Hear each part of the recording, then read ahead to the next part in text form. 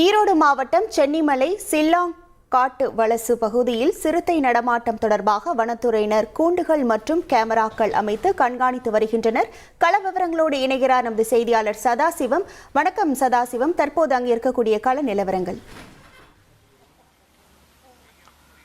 வணக்கம்.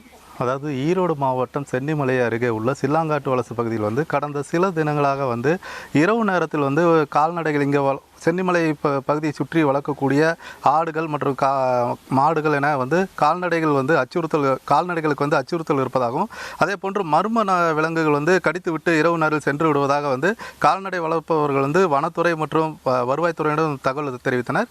இதன் பேரில் பார்த்தோமானால் வனத்துறையினர் ஆய்வு மேற்கொண்டதில் நேற்று கால் தடங்கள் வைத்து சிறுத்தை நடமாட்டம் இருப்பது உறுதி செய்தனர். இதனைத் தொடர்ந்து இன்றைய தினம் சிறுத்தையை பிடிப்பதற்காக ஈரோடு வனச்சரக அலுவலர் சுரேஷ் தலைமையிலான 7 பேர் கொண்ட குழுவினர் இரவு பகலாக சிறுத்தை பிடிப்பதற்கான பணிகள் இறங்கியுள்ளனர். இதற்காக 5 தானியங்கி கேமராக்கள் அதாவது சென்னிமலை பகுதியை சுற்றியுள்ள 250 ஹெக்டேர் வனப்பகுதி, அதாவது மலைக்குன்றுகளாக காட்சியளிக்கக்கூடிய பகுதியில் சிறுத்தை நடமாட்டம் உள்ளிட்ட வனவிலங்குகள் நடமாட்டம் கண்காணிக்கும் வகையில் 5 தானியங்கி கேமராக்கள் வைக்கப்பட்டுள்ளது. தொடர்ந்து சென்னிமலை ஒட்டி உள்ள 200 மீட்டர் வனப்பகுதியை ஒட்டி உள்ள பகுதியில் கால்நடை வளர்ப்பவர்கள் மற்றும் குடியிருப்புகளுக்கு நோட்டீஸ் வழங்கி அறிவுறுத்தப்பட்டுள்ளது. தொடர்ந்து சிறுத்தை மூலம் கடித்து உயிரிழந்த ஆடுகளுக்கு வனத்துறை மூலம் நிவாரணம் வழங்கப்படும் எனவும் வனத்துறை தரப்பில் தெரிவிக்கப்பட்டுள்ளது.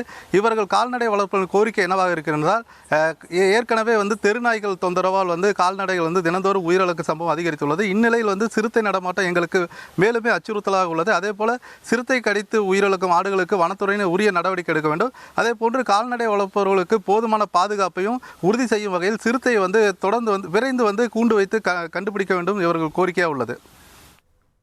ஈரோட்டிலிருந்து கள விவரங்களை வழங்கியமைக்கு நன்றி சதாசிவம்.